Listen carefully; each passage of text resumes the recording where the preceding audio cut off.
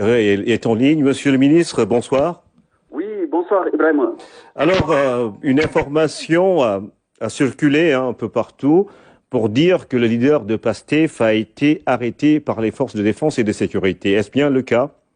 Je vous remercie Ibrahim. Je voudrais d'abord préciser que nous sommes dans un état de droit et qui dit état de droit dit des règles qui doivent être respectées aussi bien par l'État que par les citoyens.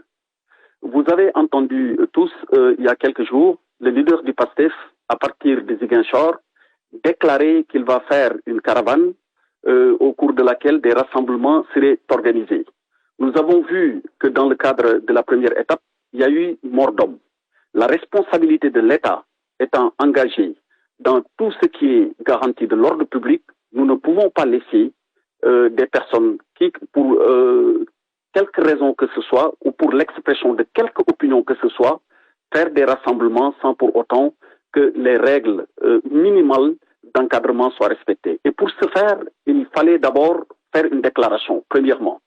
Deuxièmement, l'autorité administrative compétente doit vérifier si toutes les conditions d'une bonne organisation d'une manifestation sur la voie publique sont réunies et le cas échéant, l'autoriser. Et troisièmement, il faudrait, dans le cadre d'une enquête administrative, que le déclarant lui-même veille à ce qu'il n'y ait pas de trouble à l'ordre public.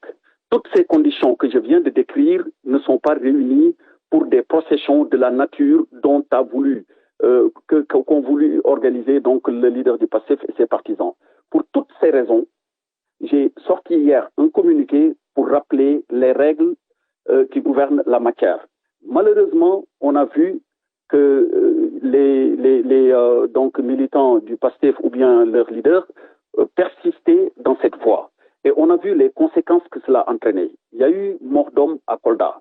Est-ce que l'État va rester les bras croisés pour constater des morts ou bien des blessés, des pillages ou des dégradations de biens appartenant à l'État ou bien appartenant à des privés?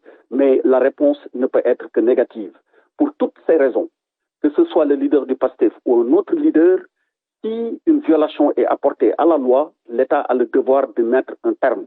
C'est dans ces conditions précisément que décision a été prise que s'il y a une intention de faire une procession, que nous y mettions un terme dans les formes appropriées. Et on a pu, de ce fait, encadrer le leader du PASTEF jusqu'à son domicile où il a été déposé. Voilà ce que je peux donner comme éclairage sur le sujet. Alors, il n'a pas été en prison comme certains l'ont déclaré. Au moment où nous parlons, il est à son domicile. Mais je dois aussi faire une précision supplémentaire. Lorsque, effectivement, le véhicule dans lequel il se trouvait, à bord duquel il se trouvait, a été contrôlé, il était en compagnie d'autres personnes. On a pu découvrir des armes à l'intérieur du véhicule. On a pu également découvrir des lance-pierres et puis des billes qui peuvent être utilisées dans le cadre de manifestations contre les forces de défense et de sécurité. Mais pour revenir précisément à votre question, non, il n'a pas été arrêté, mais il a été encadré et conduit à son domicile. Alors, Ousmane Sonko donc est bel et bien chez lui au moment où vous nous parlez, monsieur le